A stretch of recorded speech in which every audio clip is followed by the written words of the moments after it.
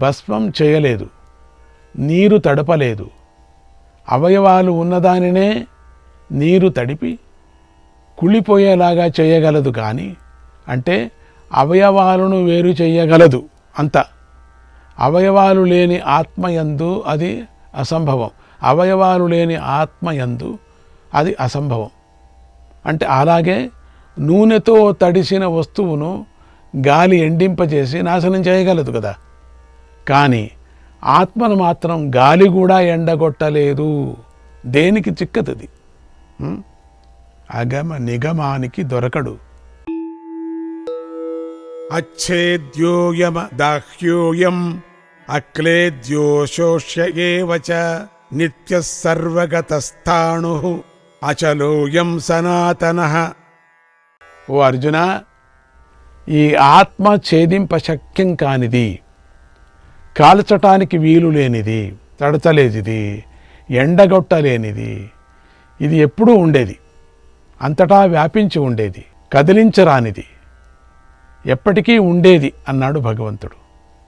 ఈ శ్లోకంలో ఆత్మ పంచభూతాలకు అతీతమైనది అని చెప్పినట్లు అయ్యింది కదా. అందుకే నిత్యః సర్వగతః అనే పదాలు మళ్ళీ ప్రయోగింపబడ్డాయి. ఒకదానిని ఒకటి పంచభూతాలు నాశనం చేసుకుంటాయి. ఇది మనం చూస్తూనే ఉన్నాం. భూమిని నీరు కరిగించేయాలని చూస్తుంది కదా. నీటిని నిప్పు ఆవిరి చేసేస్తుంది. నిప్పును గాలి ఆరిపేస్తుంది. గాలిని ఆకాశం తనలో కలిపేసుకుంటుంది. అంటే పంచభూతాలలో ఒకటి కంటే ఒకదానికి పడదు కదా. అటువంటి పంచభూతాలకు ఆత్మను నాశనం చేసే సామర్థ్యము లేదు. కనుక ఆత్మ నిత్యమైనది. ఈ పంచభూతాలతో కూడా సాధ్యం లేదు ఆత్మను నాశనం చేయటానికి. నీళ్లు ఏం చేయలేవు, నిప్పు ఏం చేయలేవు, భూమి ఏం చేయలేదు, ఆకాశం ఏం చేయలేదు. నిత్యము కనుక అంతటా ఉండేది. స్థాణువులాగా స్థిరమైనది. స్థిరమైనది కనుకనే చలనము లేనిది, కనుకనే సనాతనమైనది. అంటే ఏదో ఒక కారణంతో కొత్తగా పుట్టింది అని చెప్పలేనిది. అసలు చెప్పటానికి వీలే లేదు కొత్తగా పుట్టిందని. ఈ శ్లోకంలో పునరుక్తి ఉంది అని ఆపేక్షించకూడదు. చాలామంది ఆపేక్షిస్తుంటారు అని భగవద్పాదాచార్యులు చెప్పి దానికి కారణం కూడా ఇలా చెప్పారు. నజాయతే అనే 20వ శ్లోకంలో ఆత్మ యొక్క శాశ్వతత్వము, నిత్యతత్వము చెప్పబడింది. అయినా ఆత్మ విషయంలో ఏమి చెప్పినా ఈ శ్లోకంలో చెప్పిన దానికంటే మించి చెప్పడానికి ఏమీ లేదు. ఇంకంతే, ఇంతకన్నా ఇంకా బాగా చెప్పాలా అనటానికి వీలు లేదు. ఇంతే. కొన్ని చోట్ల శబ్ద విషయంలో, కొన్ని చోట్ల అర్థంలో మళ్ళీ చెప్పినట్టుగా కనిపిస్తుంది. ఎందుకంటే ఆత్మతత్వం అంత సులభంగా అర్థమయ్యేది కాదు కాబట్టి అది అర్థం కావటం కష్టం. పదే పదే చెప్పి వేరే వేరే మాటలతో అదే వస్తువును భగవంతుడైన వాసుదేవుడు నిరూపిస్తున్నాడు. అది దాన్నే చెప్పిందే చెప్పుకుంటున్నాడు. వేరే వేరే ఎన్ని పదార్థాలు తీసుకొచ్చాడు ఇప్పుడు. ఓహో, లెక్క పెట్టుకోండి ఎన్ని పదార్థాలతో ఆత్మ అవినాశి అని తీసుకురావటానికి, నిత్యుడు అని తీసుకురావటానికి, సత్యుడు తీసుకురావటానికి, శాశ్వతుడు తీసుకురావటానికి, సర్వంతర్యామి అనే విచారాన్ని తీసుకురావటానికి ఎన్ని ఉదాహరణలు తీసుకొచ్చాడు. ఎలాగైనా ఆ అవ్యక్తమైన ఆత్మతత్వము సంసారంలో పడి కొట్టుకుంటున్న సామాన్యుడికి అర్థమై నిజంగా వాడికి సంసార నివారణ కావాలి అనేదే భగవంతుడి ఆలోచన. ఈ సంసార తాపత్రయం మీద పడి పడి కొట్టుకుంటున్నాడే, అది పోవాలనేదే ఇంతవరకు చేసినటువంటి ఒక సాహసము, పరమాత్ముడి యొక్క తత్వము. 2వ అధ్యాయంలో 24వ శ్లోకం వరకు మనకు చెప్పుకున్నాం. 24వ శ్లోకం వరకు మనం చెప్పుకున్నాం. అంటే భగవంతుడు అవ్యక్తమైన తత్వమును సంసారంలో పడి కొట్టుకున్న సామాన్యుడికి అర్థమై వాడికి సంసారాన్ని నివారణ కావాలనేటువంటి భగవంతుడి ఆలోచన. ఈ సంసారంలో ఉండి వాడికి ఆ దుఃఖ నివారణ కావాలని. అందుకని భగవంతుడి ఆలోచన, ఆ భగవంతుడి ఆలోచననే ఇప్పుడు ఇక్కడ అర్జునుడికి చెప్పుకొని వస్తుంది. అంతేకాకుండా అవ్యక్తోయమచింత్యోయం అవికార్యోయముచ్యతే తస్మాదేవం విదిత్వైనం నానుశోచితుమర్హసి. ఈ ఆత్మ అవ్యక్తము, అచింత్యము, అవికార్యము అనబడుతున్నది. కనుక ఇది ఇటువంటిది అని తెలుసుకొని దీన్ని గురించి నువ్వు శోకించవద్దు అన్నాడు భగవంతుడు. భీష్మాదుల గురించి ఏడవద్దు అంటే అందరినీ ఆత్మస్వరూపంగా చూసి ఏడవవద్దు అని అభిప్రాయం. అందరూ ఉన్నారు, ఎవరు ఎక్కడా పోలేదు. ఆత్మస్వరూపంగానే అందరూ ఉన్నారు, కానీ కనపడదు, అవ్యక్తం, వ్యక్తం కాదు. అది కనపడదు ఎవరికి. దానికి పొడవు లేదు, కలర్స్ లేవు. అందుకని ఆత్మస్వరూపంగా వాళ్ళందరినీ ఆత్మస్వరూపంగా చూడు, శరీరంగా చూడొద్దు, నువ్వు ఏడవద్దు. నువ్వు వాళ్ళని ఎందుకు దాని గురించి ఏడుస్తున్నావు, వదిలేసే. ఈ శ్లోకంలో భగవంతుడు ఆత్మ యొక్క ఇంద్రియాతీత తత్వాన్ని చెప్పాడు. ఇంద్రియాలతో కలిగినటువంటి పోతే దాని గురించి యోచన ఎందుకు చేస్తావు నువ్వు? ఇంద్రియాలు ఎక్కువ రోజైనా వెళ్ళాల్సిందే కదా. ఇంద్రియాలు శాశ్వతంగా ఉండవు కదా. అవ్యక్తం అంటే, వ్యక్తం అంటే ఏం చెప్తున్నది ఇక్కడ? ఇంద్రియాలకు తెలిసేది వ్యక్తమవుతున్నది. అవ్యక్తం అంటే ఇంద్రియాలకు గోచరం కానిది. ఇంద్రియాలంటే పంచ జ్ఞానేంద్రియాలు మాత్రమే కాదు, మనస్సు అనే 6వ ఇంద్రియానికి కూడా ఆత్మ గోచరించేది కాదు అని అర్థం. ఆత్మకే గోచరించేది కాదు అని కూడా ఒకటి అర్థమవుతుంది అక్కడ. మనస్సు అనేదానికి కూడా గోచరించదు. ఈ మనస్సు అనేది ఎట్లా నడుపుతున్నదో దానికి కూడా గోచరించదు. ఇంద్రియాలకే కాదు, మనస్సుకు కూడా గోచరించదు. నీ బుద్ధి అని పోతున్నాం కదా. మనస్సు అసలు దానికి కూడా గోచరించటం లేదు, ఇంద్రియాలే కనపడుతున్నాయి దానికి. అందుకే, ఎందుకంటే దానికి అంత జ్ఞానం రాలేదు. అందుకే ఈ ఆత్మ అవ్యక్తం, వ్యక్తం కానిది. అవ్యక్తం, కనపడదు. అవ్యక్తం కనుకనే అచింత్యము. ఇది మనం దాని గురించి యోచన చేయాల్సిన పని లేదు. ఇంద్రియ గోచరమైతేనే కదా ఆలోచించగలిగేది కదా. ఇంద్రియ గోచరమయ్యేదైతే కదా. అది ఇంద్రియ గోచరం కాదే. ఇంద్రియ గోచరం అయిందనుకోండి ఆత్మ, అప్పుడు నువ్వు ఏడవాల. అది ఇంద్రియ గోచరం కాదు కాబట్టి దాని గురించి ఏడవలసిన పని లేదు. ఇంక ఇంద్రియాలు అంటావా, అవి ఉండేవి కాదవి. ఇంద్రియాలు శాశ్వతంగా. ఈ ఆత్మ ఇంద్రియ గోచరం కాదు గనక, ఈ ఆత్మ ఇంద్రియానికి గోచరించదు కనుక ఆలోచన కూడా అందదు కదా. ఎప్పుడు మనం కనపడితే కదా దాని గురించి ఇటువంటిది, ఇట్లా ఉంటుంది, ఈ రుచి ఉంది, ఇంత గాత్రం ఉంది అనుకోవచ్చు. ఇంద్రియ గోచరం కానిది కాబట్టి ఆలోచన కూడా అందదు. ఆలోచన కూడా చేయాల్సిన పని లేదు.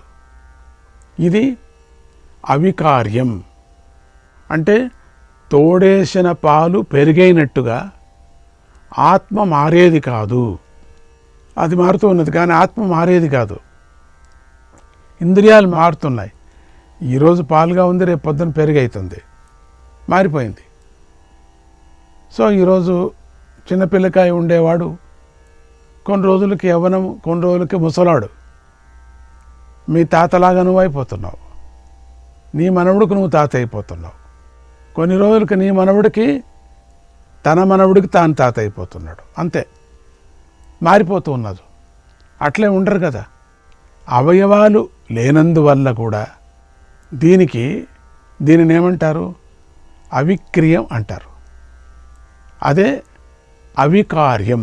ఇంద్రియాలు లేవు కాబట్టి. అవిక్రియం, అవికార్యం. అసలు దానికి ఏ విధమైనటువంటి చలన కూడా లేదు, అంతే, అది ఉండిపోయింది.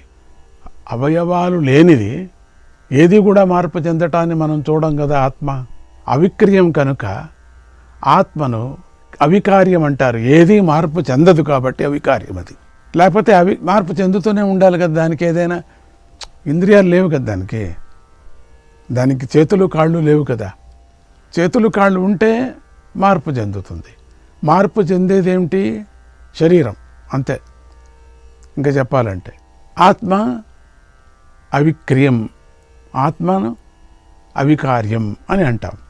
కనుక ఇది ఇటువంటిది అని ఆత్మను తెలుసుకొని, నేను చెప్పిన విధంగా తెలుసుకొని, నేను వీరిని చంపబోతున్నాను, వీరు నా చేత చంపబడుతున్నారు అని వీరిని గురించి దుఃఖించటానికి నువ్వు తగిన వాడివి కాదు.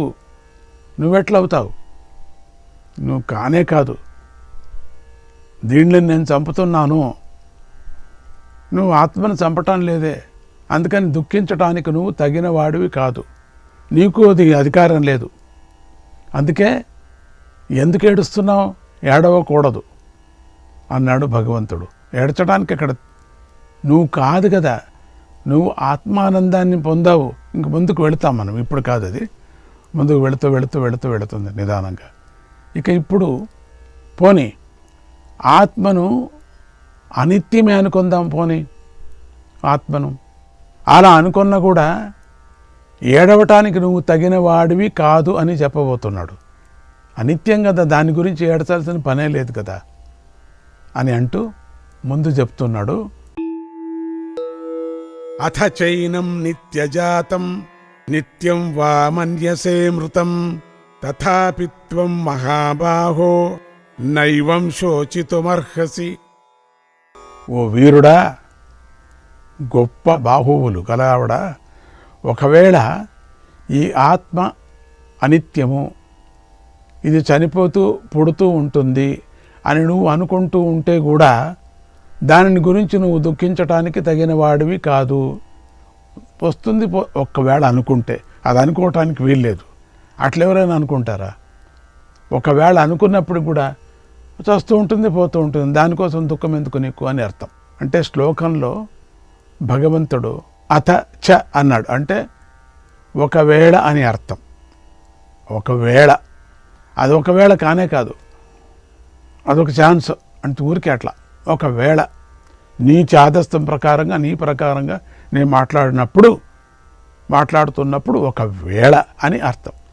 ఇది వాదం కోసం ఒప్పుకోవటం అనే అర్థంలో ప్రయోగింపబడింది. ఇది వాదం. అందుకనే అంటే లోకమంతా అనుకున్నట్లుగా ఈ ఆత్మ ఎప్పుడు ఎన్నో శరీరాలు పుట్టటంతో పుడుతోంది అని నువ్వు అనుకున్నట్టయితే, అలాగే శరీరము నష్టమైనప్పుడల్లా ఆత్మ కూడా నష్టమైపోతుంది, చనిపోతుంది అనుకుంటే, అప్పుడు కూడా నువ్వు దీన్ని గురించి ఈ విధంగా దుఃఖించవలసిన పని లేదు. పోతుంది అంతే, అయిపోయింది. దాని గురించి ఎందుకు దుఃఖిస్తావు? పోయేది కదా. అందుకని ఆత్మ ఉంది కాబట్టి నువ్వు దుఃఖం చేయాల్సిన పని లేదు. ఒకవేళ పోతుందన్నా కూడా శరీరం ఎట్లా పోతుందో అది కూడా పోతుంది. శరీరం ఎట్లా ఉండదో అది కూడా పోతుంది, అకస్మాత్ ఉంటే దానికి. అందుకని దాని గురించి నువ్వు యోచన చేయాల్సిన పని లేదు, వెళ్ళిపోతుంది కదా. ఎందుకంటే పుట్టిన దానికి మరణం, మరణించిన దానికి పుట్టక తప్పదు కదా అనే విషయం చెప్పబోతున్నాడు ముందుకి. జాతస్య హి ధ్రువో మృత్యుః ధ్రువం జన్మ మృతస్య చ తస్మాదపరిహార్యేర్థే నత్వం శోచితుమర్హసి.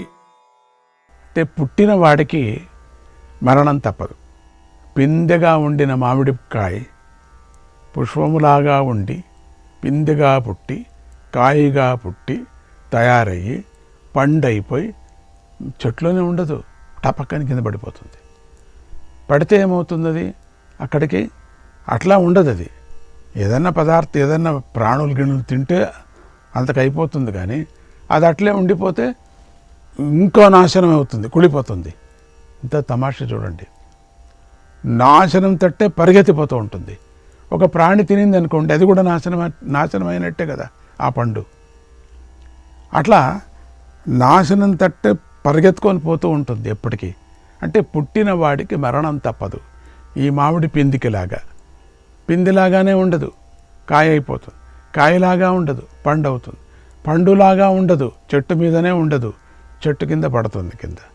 అట్లనే ఉండదు, అది మట్టి పడిపోతుంది. అట్లనే ఉండదు, కుళ్ళిపోతుంది, నాశనం అవుతుంది. అట్లనే ఉండదు, అది విపరీతమైన మట్టి కాబట్టి అక్కడ మొలక కూడా ఎత్తదు.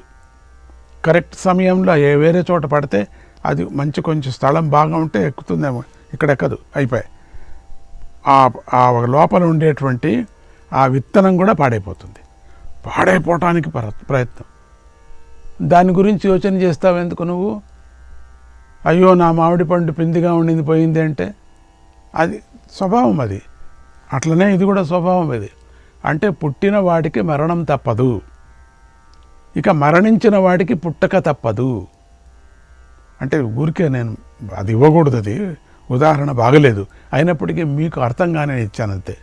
మరణించిన వాడికి పుట్టక తప్పదు కనుక తప్పించటానికి వీలు లేని దానికోసం నువ్వు దుఃఖించటానికి తగవు అన్నాడు భగవంతుడు. ఇది అర్థం. ఇది అసలు పుట్టిందెందుకు? మరణించటానికి. ఎంత తమాషగా ఉందండి. అయితే పుట్టినప్పటి నుంచి ఎక్కడికి పోతున్నావు? ఎక్కడికి ప్రయాణిస్తున్నావు? నువ్వు మరణానికి ప్రయాణిస్తున్నావు నువ్వు. అదే ప్రయత్నం అవుతూ ఉన్నది. ఇది పుడుతూ క్షణంలోనే ప్రయాణం ప్రారంభం. అసలు ఉండనే ఉండదు అది. ఈ మధ్యలో పోతే నువ్వెందుకు దుఃఖపడతావు? ఎట్లా కొన్ని రోజులకు పోతుంది, పోయింది అంతే కదా. పుట్టుకొని పొందిన వాడికి మరణం నిశ్చయం అంతే. ఇక మరణాన్ని పొందిన వాడికి పుట్టుక నిశ్చయం. ఇప్పుడు చచ్చాడనుకోండి, మళ్ళీ పుట్టడానికి కోసం చచ్చాడంతే, పుట్టడం అంతే. కనుక జనన మరణాలు తప్పించలేనివి. సమస్త ప్రాణికి సమస్త జీవులకి కూడా తప్పించటానికి వీలు లేదు. తప్పించరాని విషయంలో ఎవరైనా ఏడుస్తారా? తప్పించచ్చా అంటే ఏమో అనుకోవచ్చు, ఏడుస్తారా? ఏడకూడదు. కనుక ఏడవకు అన్నాడు భగవంతుడు. శ్రీరాముడు ధర్మం నిలబెట్టడం కోసం వాలి వధ చేశాడు. అప్పుడు తారాదేవి బోరున ఏడ్చింది. ఆమెతో రాముడు ఇలా అన్నాడు, కిం భీరు శోచసే వ్యర్థం శోకస్య విషయం పతిం పతిస్త వాయం దేహోవా జీవోవా వద తత్వతః. అంటే చూడండి, కిం భీరు శోచసే వ్యర్థం శోకస్య విషయం పతిం పతిస్త వాయం దేహోవా జీవోవా వద తత్వతః. ఏ ధైర్యం లేనిదానా, నీ భర్తను గురించి వ్యర్థంగా ఏడుస్తావెందుకు? నీ భర్త శోకానికి విషయం కాడు, దుఃఖానికి విషయం కాడు వాడు. నువ్వు నీ భర్త యొక్క దేహాన్ని గురించి ఏడుస్తున్నావా, లేదా జీవుడి గురించి ఏడుస్తున్నావా? కిం, దేని గురించి ఏడుస్తున్నావు నువ్వు? శోకస్య విషయం పతిం, పతి కోసమా? పతిస్థ వాయం దేహోవా, దేహాని కోసం ఏడుస్తున్నావా? జీవోవా వద తత్వతః, దేహాన్ని గురించి ఎందుకు ఏడుస్తున్నావు? జీవుడి గురించి ఎందుకు ఏడుస్తున్నావు? దేహాన్ని గురించి ఏడుస్తున్నావా లేదా జీవుడి గురించి ఏడుస్తున్నావా? బాగా ఆలోచించి యథార్థంగా చెప్పు అన్నాడు. అలా అంటూ, ఓ తారా, దేహాన్ని గురించి నువ్వు ఏడుస్తూ ఉంటే చర్మము, మాంసము, రక్తము, ఎముకలతో కూడిన పంచభూతాత్మకమైన దేహము జడము. జీవం లేకపోతే ఆ శరీరం జడమే కదా. అందుకని ఎందుకు ఏడుస్తావు? నువ్వు వెళ్ళి ఒక పెట్టెలో పెట్టుకొని దిన్నము చూసుకుంటూ ఉండు అని అర్థం.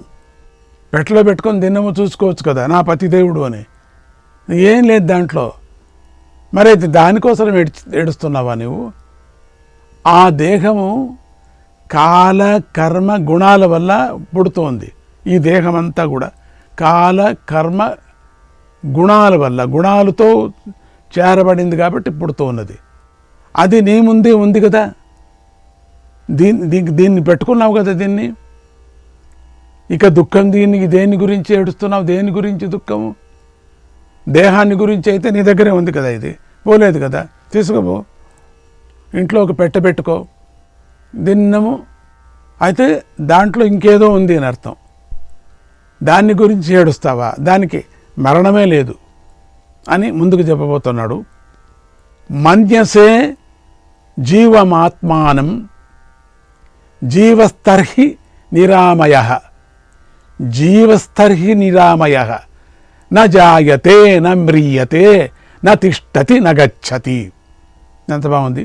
జీవుడి గురించి దుఃఖిస్తానంటావా? పోనీ జీవుడెవరు? జీవుడు నిరామయుడు. శ్రీకృష్ణాయ పరమాత్మనే నమః.